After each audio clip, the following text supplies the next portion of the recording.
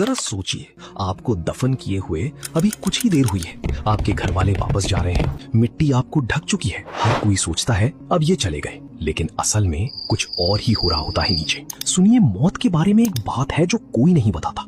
आप खत्म नहीं हो जाते, आप सो नहीं रहे, आप कयामत के दिन तक अंधेरे में इंतजार नहीं कर रहे, बल्कि आप पूरी तरह होश में होते हैं, एक पूरी नई अनदेखी जिंदगी जी रहे होते हैं। ज्यादातर मुसलमान सोचते हैं मर गए या तो सीधा जन्नत या फिर सीधा सो जाओ कयामत तक, बीच में कुछ नहीं। गलत, बिल्कुल गलत। रसूल सल्लल्लाहु अलैहि वसल्लम ने वो बात बताई जो ज्यादातर लोग नहीं जानते। मौत और कयामत के दरमियान एक पूरी दुनिया है जिसे बरज़ख कहते हैं, यानी एक रुकावट। 7 स्टेजेस हैं, हर रूह उनमें से गुजरती है और आप हर एक में पूरी तरह होश में होते हैं। ये सब कुछ सही बुखारी और सही मुस्लिम की हदीसों से आया है। रसूल सल्लल्लाहु अलैहि वसल्लम ने हर स्टेज को तफसील से बताया, डराने के लिए नहीं, तैयार करने के लिए, जब तक हमारे पास वक्त है। आइए मैं आपको ले चलता हूँ 7 स्टेजेस में। आखिर तक आपको पता चल जाएगा कि आपका क्या इंतजार कर रहा है और अभी से कैसे तैयारी करनी है। स्टेज 1, उतरना, द डिसेंट। एक मिसाल लेते हैं, नाम रख लीजिए आहान। आहान को गुजरे 3 दिन हो चुके हैं। उसके घर वालों ने उसे कब्र में उतारा, नमाज़े जनाजा पढ़ी, रोई और वापस चले गए। लेकिन आहान खत्म नहीं हुआ, उसके साथ कुछ और शुरू हुआ। उसकी रूह वापस उसके जिस्म की तरफ खिंच रही है। जिंदगी जैसा नहीं, बल्कि कुछ और ही। वो ऊपर मिट्टी के उस पार अपने घर वालों के कदमों की आहट सुन रहा है। खामोशी, बूझीलियत, लेकिन वो अकेला नहीं है।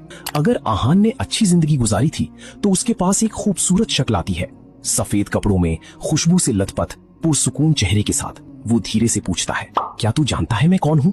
आहान फुसफुसाता है, तेरा चेहरा सुकून देता है।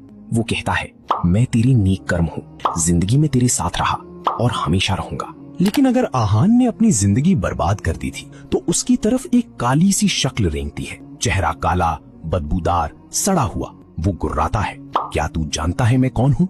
आहान कांपता है, मैं तुझे देखना नहीं चाहता। वो फुंफकारता है, मैं तेरे बुरे कर्म हूँ, जिंदगी में तेरे पीछे लगा रहा और अब तू मुझसे बच नहीं सकता।